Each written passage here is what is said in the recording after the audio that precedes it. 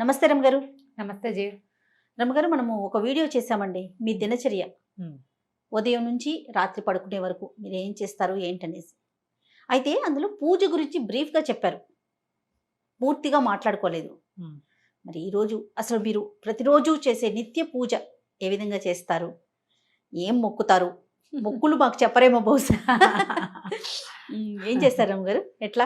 సాధారణ పూజ చేయాలి. అవునా? అంటే నా పెళ్ళికి ముందుకి పెళ్ళి తర్వాతకి తేడా ఉంది. మా శాఖలు వేరు. సో అమ్మ వాళ్ళ ఇంట్లో పూజా విధానం ఒక రకం. అందులో రోజు ఆడపిల్లలు ఇంట్లో ఉన్న వాళ్ళందరూ పూజించే విధానాలు అవి తెలీదు. మా అమ్మ దేవతార్చన చేసేటప్పుడు ఏవో స్తోత్రాలు వరుసగా ఆవిడ చదువుకుంటుండేవారు. అవి విని విని విని నాకు దేవతార్చన విధానం అలవాటైంది, బాగా వచ్చింది. కాకపోతే అది దానికి ప్రత్యేకంగా మడిగట్టుకోవాలి, మా పెరమాళ్ళని అందరూ ముట్టుకోరు. మా ఇంట్లో విధానం అది. ఈ అత్తవారింట్లో పూజా విధానం వేరు. అమ్మ వాళ్ళది నిలుబొట్టు, అత్తగారి వాళ్ళది అడ్డబొట్టు. ఓకే. ఈ బొట్టు తేడాతోటి పూజా విధానాల తేడాలు ఉంటాయి. తులసి పూజ అవి మా ఇంట్లో అలవాట్లేదు. మరి మా వాళ్ళల్లో ఎవరైనా చేస్తారేమో. తులసితోటి స్వామిని పూజిస్తాం కానీ తులసికి పూజ తెలియదు అనమాట. నోములు వ్రతాలు అవి ఉండవు మాకు.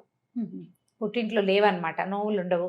ఈ మన పౌర్ణమి నోములని, వరలక్ష్మి వ్రతము, తర్వాత మంగళగౌరి వ్రతాలు అవి ఏం చెయ్యం మేము. ఓకే. అక్కడ ఉండవు. వాళ్ళకి ఆ సిద్ధాంతం కాదనమాట, వాళ్ళ సిద్ధాంతం వేరుగా ఉంటుంది. అయితే తర్వాత కొంచెం కాస్త మేము పెద్దవాళ్ళం అయ్యాక వినాయక చవితి ఒకటి బాగా చేసుకుంటూ ఉండేవాళ్ళం. తర్వాత వరలక్ష్మి వ్రతం పూజ చేసుకోవటం, లక్ష్మీ పూజే కదా, ఆడపిల్లలకు మంచిదని మా రంగపిన్నో మా ఆండక్కో ఎవరో వాళ్ళిద్దరిలో వాళ్ళు ప్రవేశపెట్టారు. వరలక్ష్మి వ్రతం అప్పుడు మా అమ్మ పూజ, మాకు మా దేవతార్చన అయిపోతే విడిగా మేము ఒక పీట పెట్టుకుని బంగారపు వస్తువు ఏదైనా పెట్టుకుని వరలక్ష్మి వ్రత విధానం పుస్తకం చదువుకుని పూజ చేసుకునేవాళ్ళు. అదే మాకు తెలుసు, అంతకంటే తెలియదు. అత్తవారింటికి వచ్చాక వీళ్ళ పూజా విధానం అవి కొంచెం వేరుగా ఉంటాయి. వీళ్ళకి నోములు అవి ఉన్నాయి. మూగిదానికైనా 3 నోములు 3 వేలు చూపించేవారు మా అమ్మగారు. ఓకే. మా వారి నాయనమ్మ, అత్తగారు లేరు కదా, సో మా వారి నాయనమ్మ ఉండేవారు, మా అమ్మగారు ఉండేవారు. 3 నోములు అని వరలక్ష్మి వ్రతం చేయించారు. మంగళగౌరి నోములు పట్టించారు, 5 సంవత్సరాలు చేయవలసింది. తర్వాత ఏమో పువ్వు తాంబూలం పండు తాంబూలం నోము ఒకటి నోయించారు.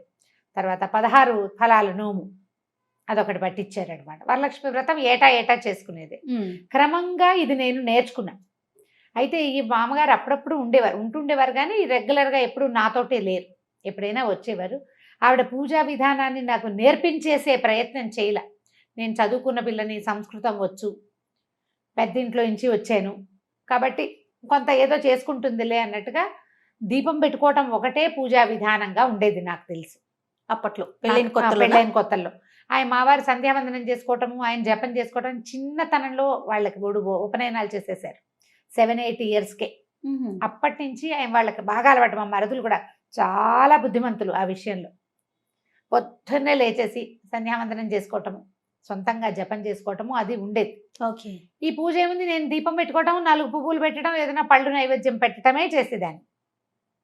దీపం కూడా ఆయన ఒకసారి పెట్టేసేవారు, నేను మళ్ళీ అందులో కొంచెం నూనె వేసేదాన్ని, అలాగే చేసేదాన్ని. ఒక 3-4 సంవత్సరాల పాటు వరలక్ష్మి వ్రతం, మంగళగౌరి నోములు, ఏదైనా సత్యనారాయణ వ్రతం చేసుకుంటే అది తప్ప మొదటి 4 సంవత్సరాల పాటు నేను ఏమీ పెద్దగా శ్రద్ధగా చేసింది అయితే లేదు. ఇవన్నీ నిజాలే, ఇందులో దాచేందుకు ఏం లేదు.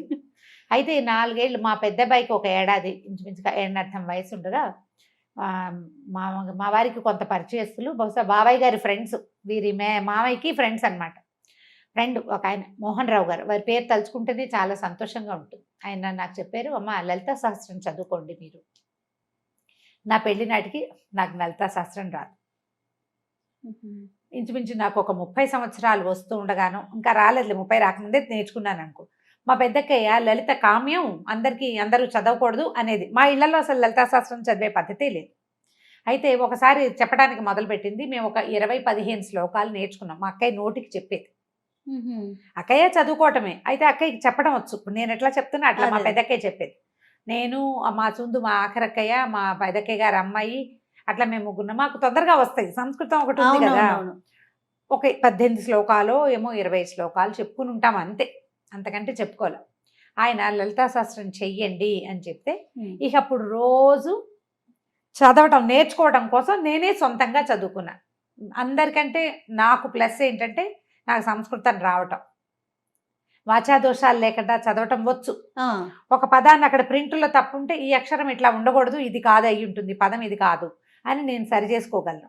నాకు డౌట్ వస్తే మా ఐదొకే వసంత తను పిహెచ్డి సంస్కృతంలో, తనకు ఫోన్ చేసి వసు ఏమిటి ఇక్కడ ఇలా ఉంది, ఈ పదం కరెక్ట్ అంటావా అని అడిగితే మా అక్కయ్య అయినా కరెక్ట్ చేసేది. 4-5 పదాలు మా అక్కయ్య కరెక్ట్ చేసింది, మిగిలినవన్నీ నేనే కరెక్ట్ చేసుకున్నాను.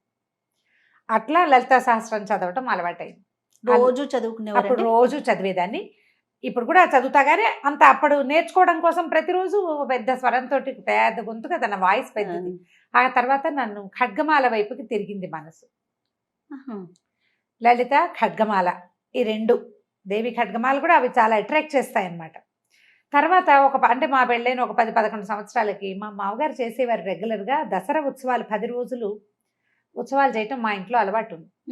మా వారికి ఏదో ఒక ఉత్సాహం వచ్చింది, తను చేద్దాం అనుకున్నారు.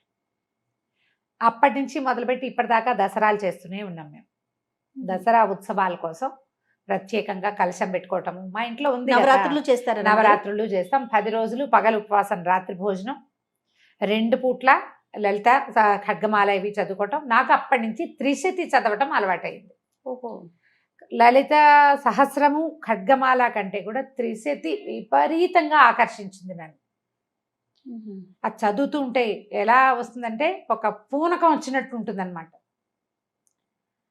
అసలు అమ్మవారి యొక్క ఆవిడ యొక్క శక్తి ఒక్కొక్క పదంలో తెలుస్తూ ఉంటుంది. అర్థం అవ్వటం ఎంత ప్లస్ అంటే నేను భగవంతుడికి కొన్ని లక్షల సార్లు నమస్కారం చేసుకున్నా.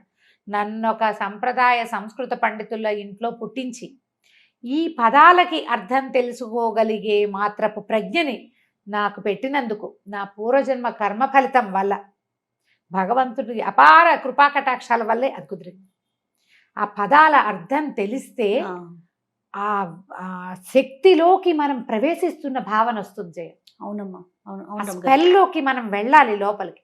ఆ వెళ్ళగలిగే అవకాశం లభించింది. అట్లా ఈ లలిత మొదలుపెట్టిన దగ్గర నుంచి నాకు నిత్య గౌరీ పూజా విధానం ప్రాక్టీస్ చేశాను నేను. మా వాడికి, మా పెద్ద అబ్బాయికి 2 ఏళ్ళు అంటే ఇప్పటికి ఇంచుమించుగా ఒక 23 సంవత్సరాల నుంచి నిత్యము గౌరీ పూజ షోడశోపచారాలు గబగబ గబగబా చేసేసుకుంటా. శుక్రవారం మాత్రం లక్ష్మీ పూజ. ఇది ప్రాక్టీస్ అయింది. అప్పటి నుంచి చేస్తూనే ఉన్నా. మామూలుగా నాకు స్తోత్రాలు అవి చాలా అలవాటున్నాయి. దీంతో పాటు ఇంకొక విషయం ఏం చెప్పాలంటే సమాశ్రయణం అంటారు వైష్ణవులలో, అదొక విధానం. అంటే శ్రీ వైష్ణవ పూజా విధానంలో ఈ శంఖ చక్రాలు వేస్తారు భుజాల మీద. ఎవరికైనా శ్రీ వైష్ణవం ఇవ్వచ్చు అలాంటివి వినుంటారు కదా. అవునమ్మా. నాకు కూడా సమాశ్రయణం అయింది. నా పెళ్లికి ముందే చేశారు. అప్పుడు స్వామివారు ఒక అవకాశం ఇలా చెయ్యండి అని చెప్తే మా అమ్మ మా ఇంట్లో ఎవరిదో సమాశ్రయణాలు జరుగుతున్నప్పుడు, నాకు వివాహానికి ముందే జరిగింది. సాధారణంగా వివాహం అయ్యాక చేస్తారు. మరి భగవంతుడు నాకు ఆయన నా మీద చూపించిన అపార కృపాకటాక్షాల్లో అది కూడా ఒకటి. అది అవ్వటం వల్ల నేను ఇంకా వేరే ఏ మంత్రోపదేశము తీసుకోలేదు. అష్టాక్షరి ఉపదేశం నాకు వివాహాత్ పూర్వమే ఉంది. నేను శాఖ మారిన నారాయణమూర్తి నాతోటే ఉన్నాడు.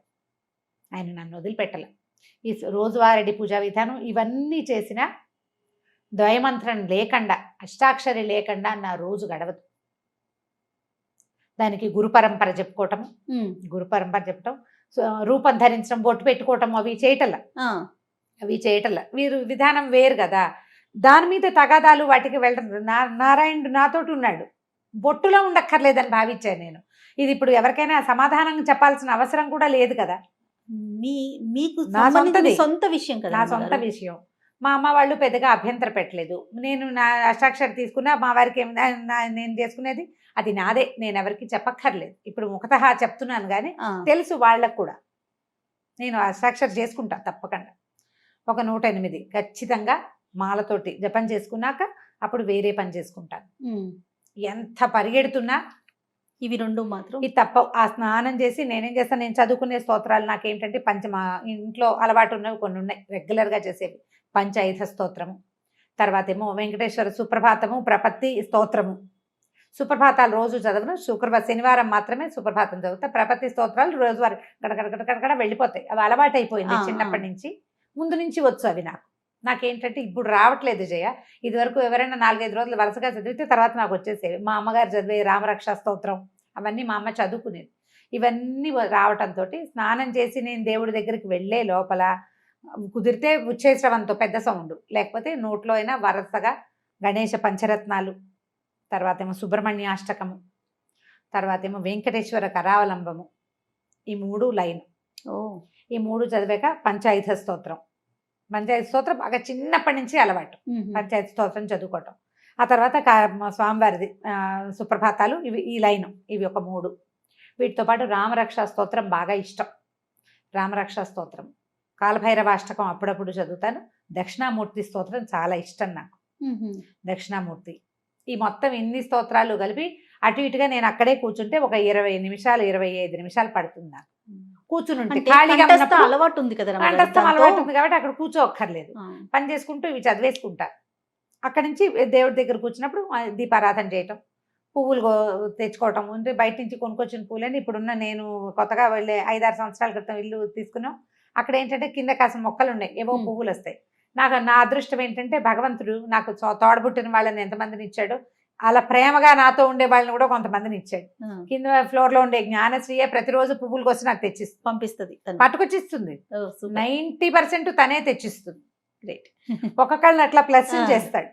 ప్లస్ పువ్వులు పట్టుకొస్తుంది, ఏమైనా కొన్న పువ్వులు చామంతులు అవి ఉంటే అవి పెట్టుకుంటే పువ్వులు పెట్టుకోవటం, ఈ వరుస లైన్ అంతా చదువుకోవటం. ఖడ్గమాలు కూడా చదివేస్తే అక్కడక్కడ ఖడ్గమాలే వెళ్ళిపోతుంది. శుక్రవారాలు నేను ఇంట్లో ఉన్నప్పుడు మాత్రం లలిత కానీ త్రిశతి కానీ చదువుకుంటా. దసరాల్లో పూర్తిగా ఇవి 3 వీటిని అలవాటుగా చదవటం అలా ఉంది. సాయంకాలాలు ఏం చేస్తాను, దీపం పెట్టుకుని ఎక్కువ ఏం చెయ్యను. సాయంత్రం తేలిగ్గా 1-2 స్తోత్రాలు చదువుకుంటా. త్రిశతి సాయంత్రం చదివితే ఏంటంటే పగలు పనిచేసిన అలసటంతా పోతుంది జయ. ఏంటో నాకు అవునా అవకాశం దొరుకుతుంది, అప్పుడప్పుడు, రోజు ఉండదు. ఇప్పుడు నేను ఇక్కడ 7:30 అయిపోయింది అనుకో, నా వల్ల కాదు ఇంకా కూర్చోవటం. పెంద్రాలే వెళ్ళిన రోజున తప్పకుండా చేస్తాను. దీంట్లో వీటిలలో ఒక్కొక్క రోజు ఒక్కొక్కటి ప్లస్ చదవబుద్ధి అయితే ఆ పూట ఖాళీగా ఉన్నాను అనుకో, కాలభైరవాష్టకం, తర్వాత జగన్నాథాష్టకం చాలా ఇష్టం నాకు, పూరి జగన్నాథుడి గురించి అదొకటి చదువుతాను. మధురాష్టకం అవి ఇష్టం. కృష్ణుడికి సంబంధించిన చాలా స్తోత్రాలు. ముకుందమాల మా ఇంట్లో ఉపదేశం ఉంది, నాయనమ్మకు ఉండేది. మా నాయనమ్మ ఆవిడ ఇట్లా మంచంలో ఉన్నా కూడా గుష్యతే ఎస్సే నగరే అనుకుంటూనే ఉండేవారు. దాంతో అదొకటి బాగా ఇష్టం. నేను ముకుందమాల పాఠం కూడా చెప్పాను. ఓహో, బాగా ఇంట్రెస్టింగ్ గా ఉంటుంది ముకుందమాల కూడా. అది కూడా అసలు ఎట్లా కృష్ణుడిలోకి మనని తీసుకెళ్ళిపోతుందంటే అర్థం కావాలి. ఇక్కడ ప్రధాన అంశం ఏంటంటే రమ్మగారు, మీకు వాటి భావం తెలియటం, దాని వలన పూర్తిగా ఇన్వాల్వ్ అయిపోతారు, దాని లోపలికి వెళ్ళిపోగలుగుతారు కదండి. నిజంగా అది చెప్తున్నాగా, లక్షల సార్లు కృతజ్ఞతలు చెప్పుకున్నా భగవంతుడికి అసలు అది తీరదనమాట.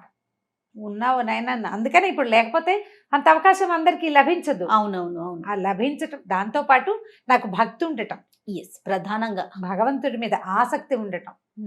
ఎంత హడావిడిలో ఉన్నా ఏదో ఒకటి. ఇప్పుడు నేను బజార్ ప్రయాణంలో కూడా నేను చదువుకుంటారు. ప్రయాణం ఒకవేళ నేను ఇంటి దగ్గర ఏం చదువుకునేందుకు అవకాశం లేక అలా పరిగెత్తుకుంటూ రావాల్సి వచ్చినప్పుడు మా టీవీకి వెళ్ళినా కూడా అక్కడ కారులో చదువుకుంటా మొత్తం స్తోత్రాలు. పువ్వులు వేసి గబగబగబా ఈ పూజ చేసేసి అక్కడి నుంచి ఈ స్తోత్రాలన్నీ రెగ్యులర్ గా ప్రతిరోజు. నిత్య నైవేద్యాలు ఏమైనా పెట్టుకుంటారా రమ్మగారు? అలా మా దగ్గర ఏంటంటే నేను ఇంట్లోనే ఉంటే ఏదైనా చేసి పెట్టుకుంటాను జయ. ఇంట్లో లేకపోతే ఎక్కువగా మేము పెట్టేవైతే పాలు పళ్ళే. మా వారికి ఆయన పూజ అయింది కదా, తన పూజ వేరు నాది వేరు. ఆయన అంటే ఒకే చోట దేవతార్చన ఉన్నప్పటికీ ఆయన పద్ధతి విధానాలు వేరు. ఆయన రెగ్యులర్ గా చేసేసుకుంటారు. ఆయన పంచాయతనం ఉంది మా ఇంట్లో, శివ పంచాయతనం ఉంది. ఆయన అభిషేకం చేసుకోవటము, నైవేద్యం పెట్టుకోవటము. అయితే ఈ పంచాయతనాల్లో కూడా మరి అన్నం నివేదన పెట్టాలని కొంతమంది చెప్తారు, కానీ మాకేంటి ఇంట్లో పెద్దవాళ్ళు చెప్పేదాన్ని పాటిస్తాం. అలా కాదు, ఇలా పెట్టండి, అలాగే చేయక్కర్లేదు. కాబట్టి ఇక మడిగట్టుకుని అన్నం వండి పెట్టాలి లేవు. దసరాలు, నవరాత్రుల్లో, తర్వాత వినాయక చవితి, ఇవన్నిటికీ మడితో వండుకునే అలవాటే ఉంది మాకు. రోజు వారడి లేదు. రోజు ఎక్కువగా మేము పెట్టేది పళ్ళు, పాలు, తర్వాత ఏమో పటిక బెల్లము, పంచదార, బెల్లము, ఏదైనా కొంచెం పులగం చేసుకుంటే పులగం పెడతాం, అట్లా నివేదన చేసుకుంటాం. కొబ్బరికాయలు కొట్టడము. ఇదే విధానం. ఇప్పుడు ఇందులో ప్లస్లు మైనస్లు ఇందులో ఎవరి సలహా సంప్రదింపు ఐడియాలు లేవు. పూర్తిగా మీది కదా, పూర్తిగా నాదే. భగవంతుడు నాకు ఇచ్చిన స్వాతంత్రం ఏంటంటే ఇందులో నన్ను కరెక్ట్ చేసే వాళ్ళని ఎవరిని పెట్టలా నాకు. కానీ భావాలు వేరు కదా రమ్మగారు, మీది కానీ ఇంట్లో డాక్టర్ గారిది కానీ భావాలు వేరు కదా. ఎక్కడన్నా ఇబ్బంది అనిపించిందా మీకు? ఏం లేదు, అదే చెప్తున్నా, అదృష్టవంతులైతే ఆ విషయంలో అదృష్టవంతులు. మా మరుదులు చాలా ప్రేమగా ఉన్నారు నాతోటి. సొంత తమ్ముళ్ళున్నా అంత బాగా కలిసి ఉండేవాళ్ళు కాదేమో. ఓకే. వాళ్ళ ఫస్ట్ ప్రిఫరెన్స్ వదినే. ఎప్పుడు మొదటి నుంచి అప్పటి నుంచి ఇప్పటిదాకా ఇంచుమించు 30 సంవత్సరాలు అవుతుంది. నన్ను కరెక్ట్ చేయలే ఎప్పుడు. మా మామగారు కొంచెం అంటి ముట్టినట్టే ఉండేవారు. గౌరీ పంచాక్షరి తీసుకోండి అని చెప్పారు ఒకసారి. మిమ్మల్ని తీసుకోమన్నారు ఒక మంత్రం, గౌరీ పంచాక్షరి తీసుకోవచ్చు అని, బాగుంటుంది అని. మంచిది అవును స్త్రీలకి, అది మంచిది. అది కూడా భర్త నుంచే తీసుకోవాలి, అలా ఏవో నియమాలు ఉండే. నాకు అంత బాగా తెలియదు దాని మీద. ఓకే. నాకు ఎందుకనో అంత అనిపించలేదు. నారాయణమూర్తిని వదిలిపెట్టాలని అనిపించలే. వారితో పాటు ఇంకేది చేద్దాం. రమ్మగారు ఇది సందర్భం కాదు, కానీ నాకు ఒక ప్రశ్న అండి. ఎప్పటి నుంచో శైవ వైష్ణవ మతాలు అసలు ఎందుకు ఈ డిఫరెన్స్ వచ్చిందండి? అంటే అది తప్పు అనేది నా భావన కాదు. కొంతమంది శైవం, కొంతమంది వైష్ణవం. ఎందుకు వచ్చింది? ఇప్పుడు మీరు 2 భావాలతో ఒకే ఇంట్లో ఉంటున్నారు, అది మీరు సర్దుకుపోవటంలో వెళ్ళిపోతుంది. భగవంతుడు ఒక్కడే కదా అనే భావన ఉన్నప్పుడు ఇలాంటి చీలిక అసలు ఎక్కడి నుంచి వచ్చిందంటారు? ఇవి అంటే 2 వైదికమైనవే జయ. శివకేశవులు ఇద్దరు స్థితిలయకారకులు. అవును. అయితే ఈ స్థితికారకుడైన విష్ణువే పరమదైవతం అని భావిస్తారు వైష్ణవులు. ఆ స్వరూపం, ఆ నడిపించే ఆ కథ, ఆ క్రియ, అది ఆకర్షితులను చేస్తుంది కొంతమందిని. శివుడు లయకారకుడు, ఐశ్వర్యకారకుడు, ముక్తి ప్రదాయకుడు. ఆయనే పరమదైవతమని కొంతమంది భావిస్తారు. నీకు చూడు, ఆ పచ్చటి చెట్టు ఉంటే ఆ పచ్చటి చెట్టు మీద కొంతమందికి దృష్టి నిలుస్తుంది. దాని మీద ఒక గులాబీ రంగు పువ్వు ఉంటే గులాబీ పువ్వు మీదకి కొంతమందికి దృష్టి వెళ్తుంది. ఈ రెండిట్లలో ఏది కరెక్ట్? ఎవరి భావన వారిది కదా, వాళ్ళది. దీంట్లో ఏమైందంటే నాదే కరెక్ట్ అనేది తీవ్రత వచ్చేసింది. ఆ భావం ఎంతవరకు కరెక్ట్ అండి? కరెక్టా అంటే మనం చెప్పలేకపోతాం జయ. మనం ఇదంతా మాబ్లో ఉంటుంది, జనాలు గుంపుగా చేరినప్పుడు వాళ్ళ భావాలు ఉంటాయి. నారాయణమూర్తి ఆ స్వరూపము, ఆయన ఆ చెప్పబడుతున్నటువంటి రకరకాల క్రియలు, ఈ దశావతారాలు, ఇవి కాకుండా చెప్పబడే మొత్తం 21 రకాల అవతారాలు, అవన్నీ ఆకర్షితుల్ని చేస్తాయి కొంతమంది. పరమేశ్వరుడు, ఆయన యొక్క రుద్రమూర్తులు, ఆయన యొక్క క్రియాకలాపాలు, సదాశివుడుగా నిరంతరము శక్తితో కలిసి ప్రపంచంలోనే ఉండటము, ప్రపంచ నిర్మాణ శక్తి పరమేశ్వరుడే అవటము కొంతమందిని ఆకర్షితులు చేస్తుంది. భగవంతుడు నాకు ఇచ్చిన వరం ఏంటంటే, నాకు వీళ్ళిద్దరిలో తేడా లేదు. అది ఎంత ఆకర్షిస్తుందో ఇదంత ఆకర్షిస్తుంది నన్ను. నేను లలితలో ఎంత మిళితమైపోతానో విష్ణు సహస్రనామంలో అంత వెళ్ళిపోతాను. విష్ణు సహస్రనామము చదువుకుంటాను, అది రోజువారీ క్రియ. అంటే అంశాలు వేరైనా భావం ఒకటే కదా? ఒకటే. భగవంతుడు ఒకడే. నిన్ను ఆకర్షించే భావాలు 2 వేరు ఉంటే ఒకదాని మీద తీవ్రంగా వెళ్తాం. అందుకని అట్లా వచ్చింది. విష్ణు సహస్రనామం కూడా నా రోజువారీ కార్యక్రమాల్లో ఉంటుంది. కడకడగడ ఏముంది, 7-8 నిమిషాలు పడుతుంది. అది అలవాటైపోయింది. అలవాట్లో చదువుకుంటూ ఉంటాను. ఇప్పుడు ఇది కరెక్టా కాదా, మీరు అలా ఎలా చేస్తారు, లాంటి ప్రశ్నలు ఇందులో కుదరదు. నా ఆసక్తి భగవంతుడి మీద నాకున్న విశ్వాసం అంతే. నేను ఎలాంటి స్వరూపమైనా నన్ను ఆకర్షిస్తుంది. లక్ష్మీ నరసింహస్వామి ఎక్కువ ఆకర్షిస్తాడు. మా పుట్టింట్లో ఉండటం వల్ల మాకేమో ఇలవేల్పు నరసింహస్వామి. నాకు అసలు నరసింహస్వామి విగ్రహం ఎక్కడైనా చూస్తే నాన్నని చూసినట్టు ఉంటుంది. నాకు పరిగెత్తుకుంటూ వెళ్ళిపోతాం. అక్కడ నరసింహస్వామి కనపడ్డంటే మావాడు అంతే, అలాగే అనిపిస్తుంది. మా నాన్నని చూసినట్టే ఉంటుంది. నేనే కాదు, మా ఇంట్లో ఉన్న జనమంతా నరసింహస్వామికి అట్లాగే ఆకర్షితులు అవుతారు. మా చిన్నతనం అలవాటును బట్టి అంతే. మా నాన్న కరావలంబం చదివేవారు, నృసింహ కరావలంబం. అది కూడా నాకు నోటికొచ్చు. మొత్తం మా సమూహం అందరికీ వచ్చింది. కరావలంబం కూడా అట్లాగే ఆకర్షిస్తుంది. ఇంత భక్తి ఉన్నా కూడా నేను కొంచెం ప్రాక్టికల్గా ఉండటమే నా యొక్క భగవంతుడు ఇచ్చిన వరం అనమాట. నాకు ఇన్ని చెప్తున్నారు, ఇన్ని స్తోత్రాలు చెప్తారు, ఇంత పూజా విధానం ఉంది కదా రమ్మగారు. కానీ మీరు మాట్లాడేది ప్రాక్టికల్గా ఎలా చెప్తారంటే, భక్తి ముఖ్యం, భావన ముఖ్యం. భావమే ముఖ్యం. భక్తి ఉండాలి, భావం చాలా ముఖ్యం. అది ఉన్నప్పుడే మనస్ఫూర్తిగా పూజ చేసుకోగలుగుతాం. అది 5 నిమిషాల అరగంట అనేది పక్కన పెడదాం, అవకాశాన్ని బట్టి అంతే. రైట్. చాలా బాగుంది రమ్మగారు. నమస్తే. నమస్తే.